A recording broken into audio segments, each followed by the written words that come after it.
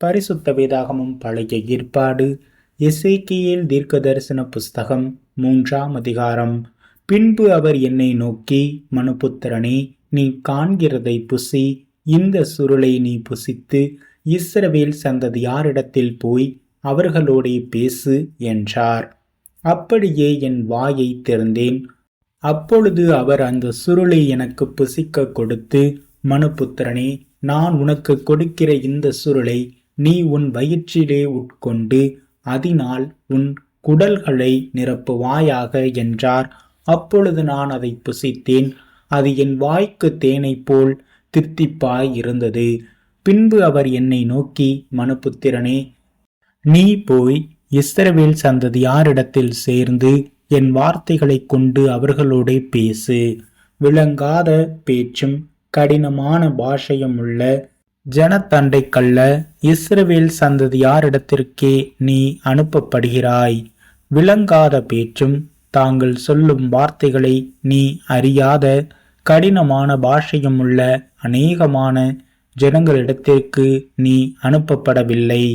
நான் அவர்களிடத்திற்கு உன்னை அனுப்பினாலும் அவர்கள் உனக்கு செவி கொடுப்பார்களோ? இஸ்ரவேல் வீட்டாரோவெனில் உனக்கு செவி கொடுக்க மாட்டார்கள், எனக்கே செவி கொடுக்க மாட்டோம் என்கிறார்களே. இஸ்ரவேல் வம்சத்தார் அனைவரும் கடினமான நெற்றியும் முரட்டாட்டமும் உள்ள இருதயமும் உள்ளவர்கள். இதோ, உன் முகத்தை அவர்கள் முகத்துக்கு எதிராகவும் உன் நெற்றியை அவர்கள் நெற்றிக்கு எதிராகவும் கெட்டியாக்கினேன். உன் நெற்றியை வச்சிரக்கல்லை போலாக்கினேன், கண்மலையை பார்க்கிலும் கெட்டியாக்கினேன். அவர்கள் கலகமுள்ள வீட்டார் என்று நீ அவர்களுக்கு பயப்படாமலும் அவர்கள் முகங்களுக்கு கலங்காமலும் இரு என்றார்.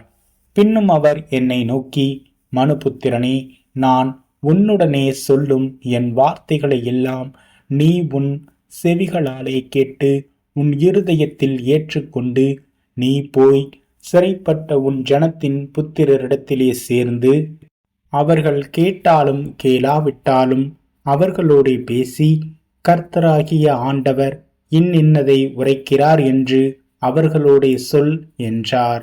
அப்பொழுது ஆவி என்னை உயர எடுத்து கொண்டது. கர்த்தருடைய ஸ்தானத்தில் இருந்து விளங்கிய அவருடைய மகிமைக்கு ஸ்தோத்திரம் உண்டாவதாக என்று எனக்கு பின்னாக கூப்பிட்ட மகா சத்தத்தின் இரைச்சலை கேட்டேன். ஒன்றோடொன்று இணைந்திருக்கிற ஜீவன்களுடைய சட்டைகளின் இரைச்சலையும் அதற்கெதிரே ஓடிய சக்கரங்களின் இரைச்சலையும் மகா சத்தத்தின் இரைச்சலையும் கேட்டேன். ஆவி என்னை உயர எடுத்து கொண்டது. நான் என் ஆவியின் உக்கரத்தினாலே மனம் கசந்து போனேன். ஆனாலும் கர்த்தருடைய கரம் என் மேல் பலமாக இருந்தது.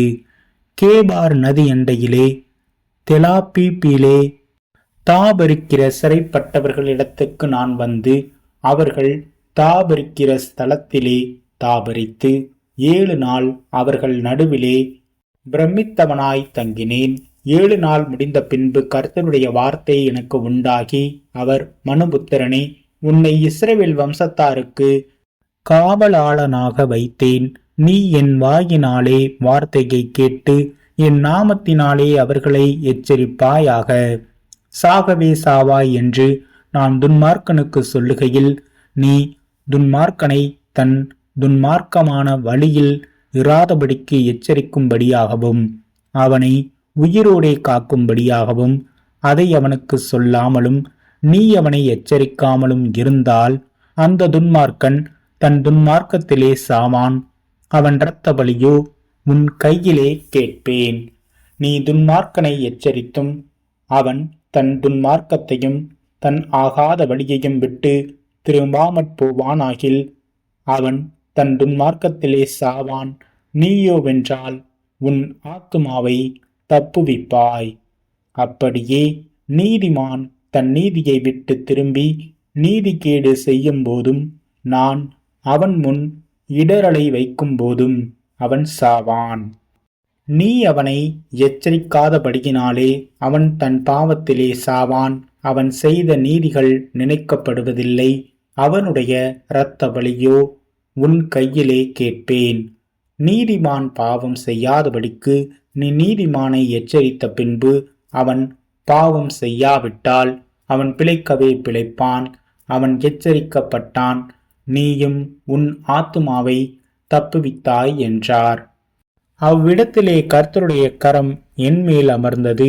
அவர், நீ எழுந்திருந்து பள்ளத்தாக்குக்கு புறப்பட்டு போ, அங்கே உன்னுடனே பேசுவேன் என்றார். அப்படியே நான் எழுந்திருந்து பள்ளத்தாக்குக்கு புறப்பட்டு போனேன். இதோ கேபார் நதி அண்டையிலே நான் கண்ட மகிமை விளங்கினது. அப்பொழுது நான் முகம் குப்புற விழுந்தேன். உடனே ஆவி எனக்குள்ளே புகுந்து என்னை கால் ஊன்றி நிற்கும்படி செய்தது. அப்பொழுது அவர் என்னுடனே பேசி, நீ போய் உன் வீட்டுக்குள்ளே உன்னை அடைத்து கொண்டு இரு. இதோ மனுபுத்திரனே, உன்மேல் கயிறுகளை போட்டு அவைகளால் உன்னை கட்டப் போகிறார்கள்.